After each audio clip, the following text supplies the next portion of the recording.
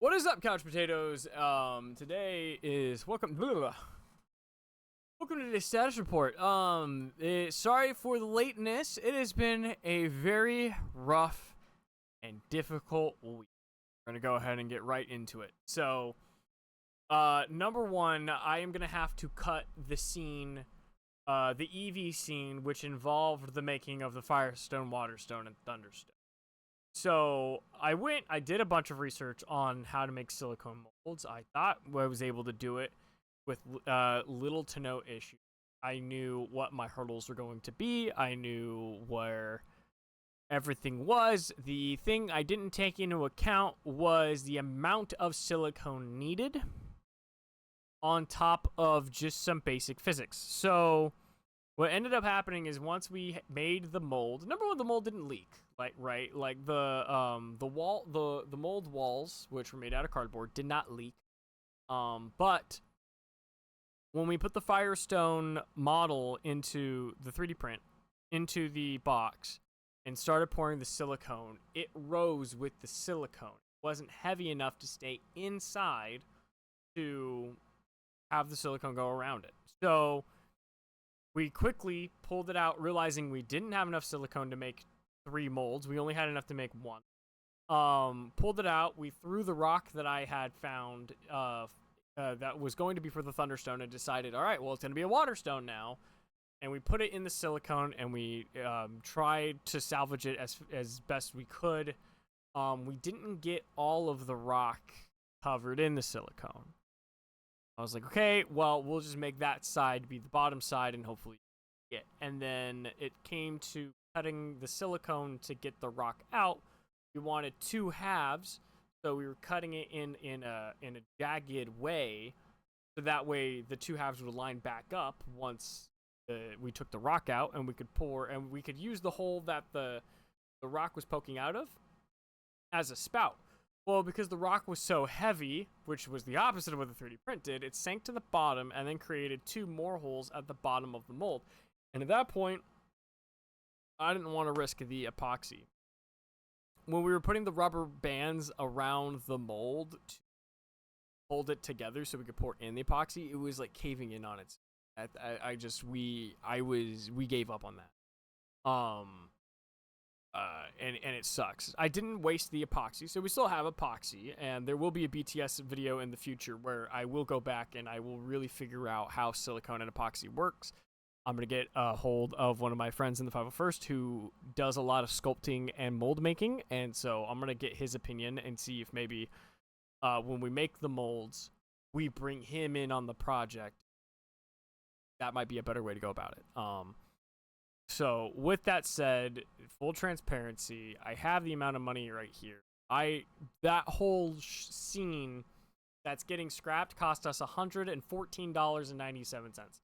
I'm really mad at myself about it. I'm not happy with it. It's definitely birthed a new protocol that we'll be doing on the channel, where if it's a process that we've never done before, instead of having a film where it's, okay, here's everything that we've never done before, and we're doing it first try on the film, we're going to instead do an experimental BTS video on the technique to learn the technique to then apply to the film. So like for my film, The Princess and Her Knight, which is a medieval fantasy film, I would like to use bigatures.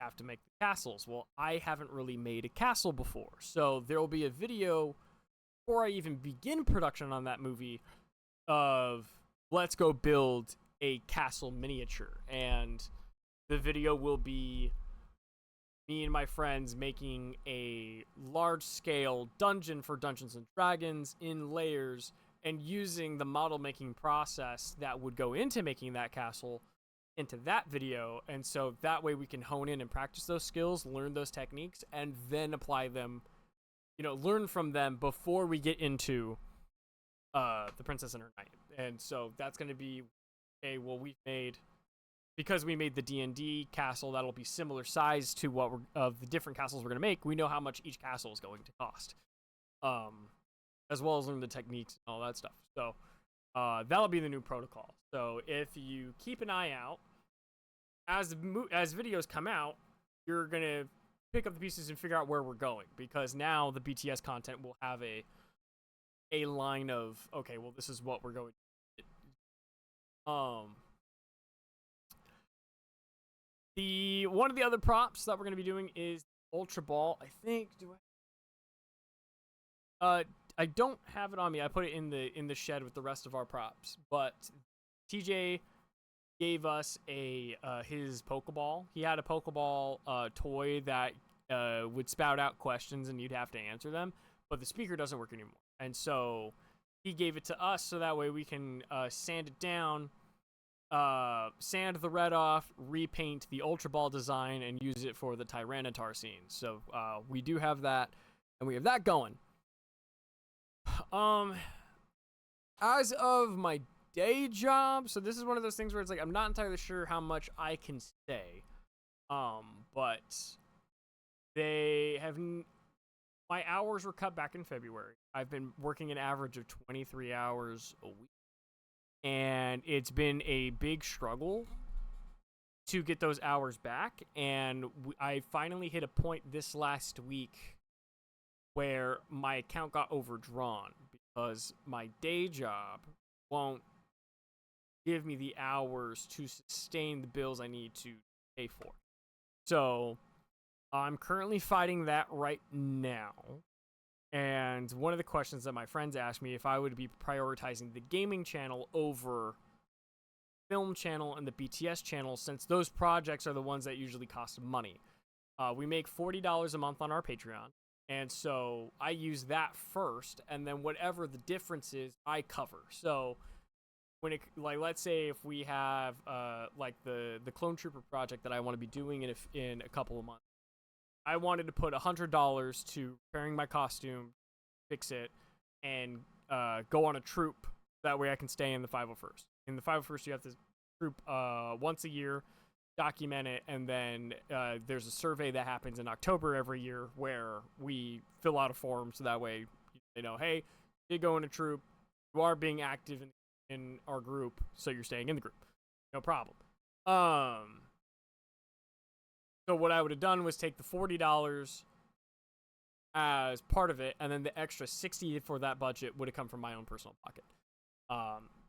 Now, luckily, I have plenty of YouTube projects that don't cost any money. I think the top ones that I have right now,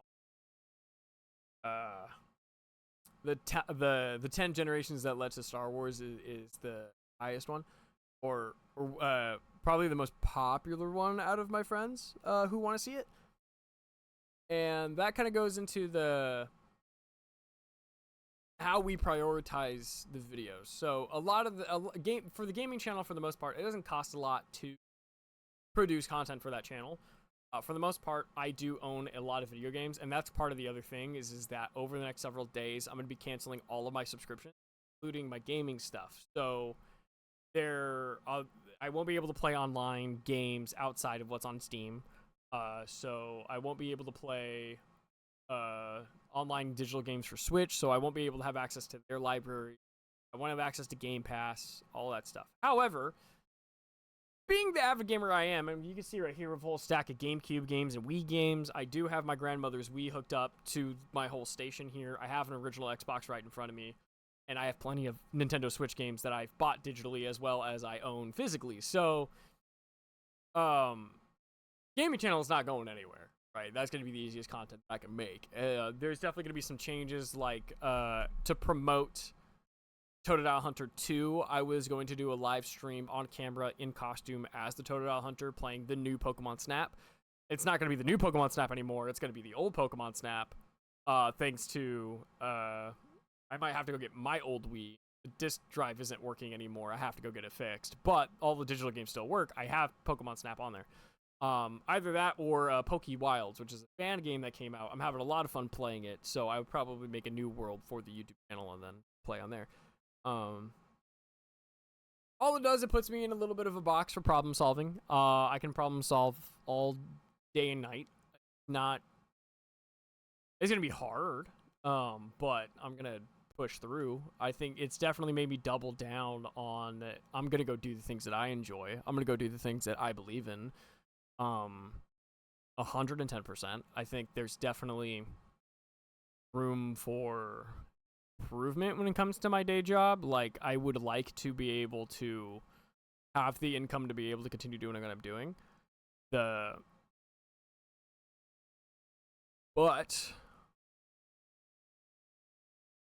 it's hard. There's not a lot I can talk about it right now. There's some stuff going on behind the scenes that eventually, when I will say, once this channel is good to go and I can fully commit to this, like this becomes my job, like this becomes my day job, there is going to be a video about what life is for somebody with my disability in the adult workspace, specifically the retail space. That's where I've been for the last 7 years. So that will come eventually. It's only a matter of time. Once that happens, I will be elaborating a lot more in-depth detail of what I can and cannot say. But I digress. So in terms of project prioritization, I will go over some of the stuff with you guys. So as of this moment, I have 89 different YouTube and film projects. I could tell you right now, because I have everything in. Actually, here, let me just show you my stuff here. So this is the spreadsheet that I have for all of my video ideas. So this is, yeah. So if I scroll all the way down, it says 90, but because row 1 is the header, that's the it's actually 89. I have 89 ideas. Now, if I go over here, this chart tells you the type of content. So obviously, I have a lot of gaming videos. I have 14 gaming video ideas, which the way we do things is whatever the top 3 videos are across all 3 channels, those will get sequels. And then we do 2 of kind of whatever we want. So I can tell you right now, like when I go over to the analytics over here, I have all kinds. So this is the last status report I have. I can go to analytics right here, and you'll see I have 91 views over the last several days. Well, actually, so let me try that again. What we'll do is we'll go over to custom. Mando came out on May 25th. So we're going to start there and then apply it. At the moment, what we can tell is that Mando visits Wood Elementary, Cinco de Mando 2025. We know that convention videos really, really work. And we know that because even if I go back over to content over here, or I'm sorry, if I go to this content page, and I do it based off of views, our other one, boom, our top 2 videos are both me in costume going on troops. So I'm trying to figure out how to work that into what we're doing, because it is a big thing that I do. Going and doing cosplay and building costumes and going on these troops, it's a lot of fun. So I'm going to try to make sure that we get to do that. Granted, I still have more videos on the way, and we'll get to that in a second. But when we do our 2 random ones of whatever we want to do, that's where this all comes in. Now, obviously right now the biggest hurdle that we have right now is budget. Now, if I go over here, you can see that I have a starting budget for all of my ideas. It's already organized by the cheapest all the way to the most expensive in terms of starting budget. And then I go in and update these as I learn new stuff, right? And so what's even cool is that with Google Sheets, it will also organize it by other categories. The other category it's pulling from, automatically, I did not telling it to do this, is the requests. So whenever somebody leaves a comment, or if somebody, or one of my friends specifically is like, hey, I want to see you do this, I put their name down along with how many people have requested that specific thing. So I can tell you right now, starting at $0, the 10 generations that led to Star Wars, that's what my friends want to see me do next. So when we get to the part where it's like, okay, well, what's the next projects we do? I look at the budget, and then I look at requests, who's requested it. The actual line of ideas right here is sorry, I'm doing a lot of things at once right now. So we sorted by production cost. But then we also look at things that we really want to do. So like the top 3 things I really, really, really want to do right now is the Clone Trooper, obviously. TJ found a proton pack at Goodwill. It's similar to mine that I have. So we want to do a Ghostbusters video where we make him a Ghostbuster.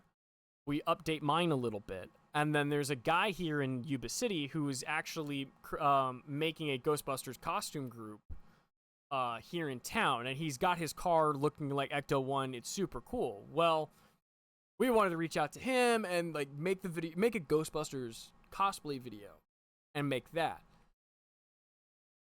Maybe not now, but because of the whole money issue, but we'll get to that. But the third one is the silicone stuff.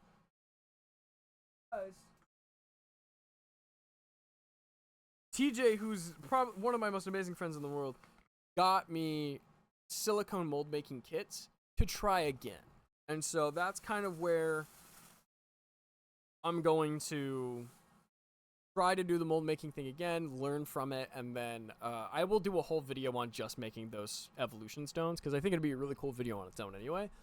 But that's something we really want to do, mainly because I feel like I owe it to myself to learn that technique, make those props, because I wasn't able to do it for this film. And even though I'm not going to be able to do it for Totodile Hunter 2, there's a good chance if Totodile Hunter 2 pops off like the first one did, you will get a third one, and the Vaporeons and Eevee Scene will be in the third one. So yeah, what we really want to do, that also goes into factor. The other factor is related events or seasons. So I have, it turned in, originally it was because I have certain projects where it's like, I kind of need to get this done by a certain day or else it's kind of bogus. So like, I have an event in September where I'm going to be talking about at I don't know what the word for Asian is, but I'll have a booth talking about 3D cosplay and stuff like that. And so, man, I'll have to call him later. That's in September. I have to go to that. So no matter what, that would be something. I don't know if I'm going to turn it into a video or not, but Mando was another one. I needed to get Mando done before I went to Japan, and so that had to happen. But a lot more often than not, a lot of things kind of line up with certain holidays. Like, oh, here's a Zelda idea that we'd really love to do. Okay, well, let's see where we're at closer to November. If we get to a point where it's like, all right, well, we're selecting the next 5 videos. Oh, November's coming up? Cool. Let's grab the Zelda one real quick. And then we can do that one for Zelda month. Or let's say if we want to do, like with the 10 generations that led to Star Wars. Granted, I'm probably going to just post Star Wars whenever, but there's a good chance that like Star Wars will get a higher priority if we're selecting videos in January to get ready for May the 4th, right? So that's another thing. We look at the related events or seasons. We have a lot of videos where it's like, hey, this would work really well for Halloween. I think those are the 2 top events. I have plenty of ideas for Star Wars Day, and I have plenty of ideas for Halloween. Those are my 2 favorite holidays in the world.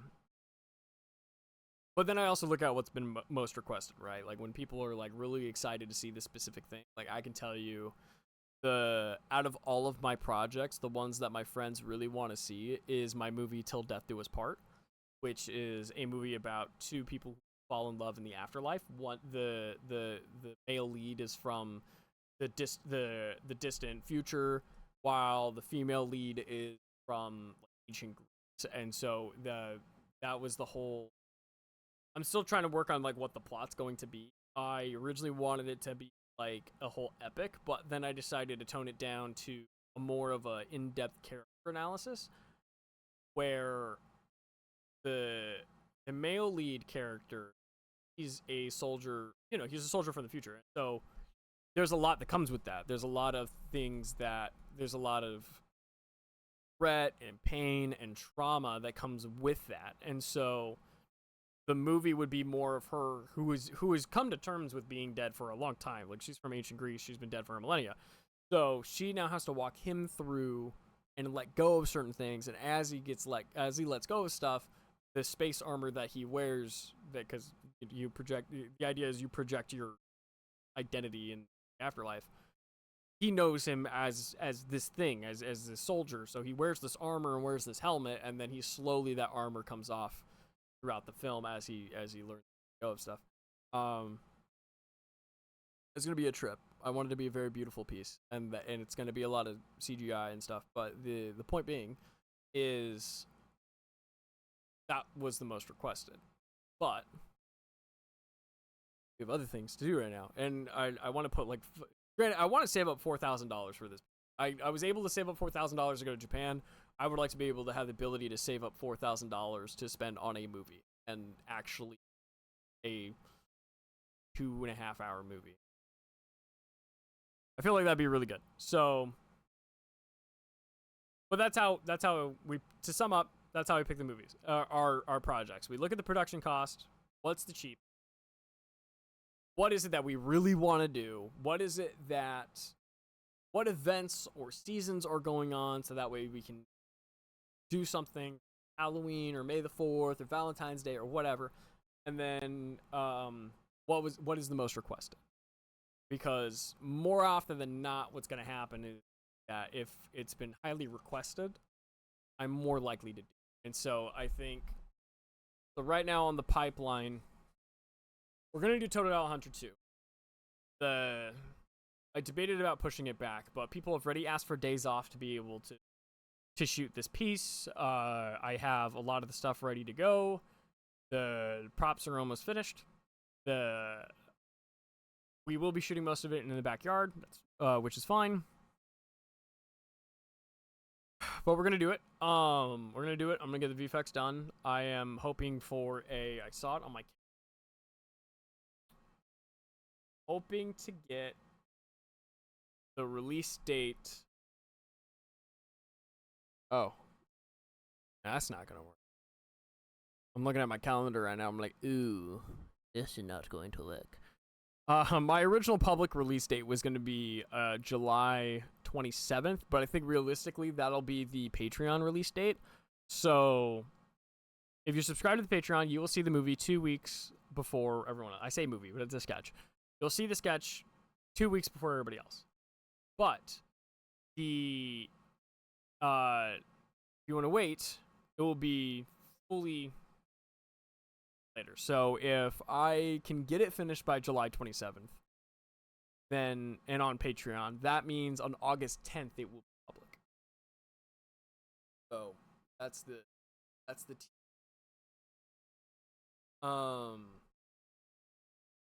we will see.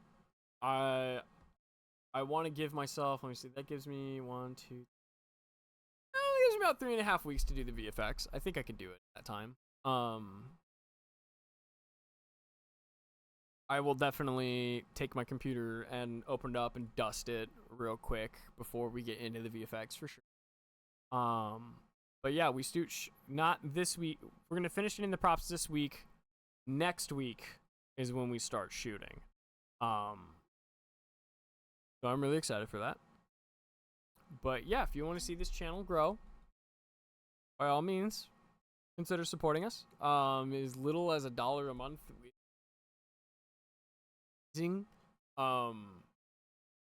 And we totally understand if you can't. The economy is not great right now. The world's not great right now. We also have a Redbubble. We have merch. It's those print on demand websites. So we have artwork that I have made and other people have made to support us. So if you would rather buy a t-shirt, buy a sticker, something where it's like, hey, one-time payment, and then you get something out of it, have that. It's in the link. We have a link in the description. I'm gonna try to scrounge up some money so I can go to an artist on Fiverr and make some new Totodile merch, some Totodile Hunter merch. I have an idea for the poster, so we'll do that too. But I don't want to release the poster. I have an idea for the poster. The poster will come out after the film is done, because the poster spoils the film. The sketch, the piece. But digress. I'm going on and on and on. But yeah, consider subscribing. at the very least. Like and subscribe. And we will see you next Sunday. And hopefully I don't produce another late status report. So, good night, guys.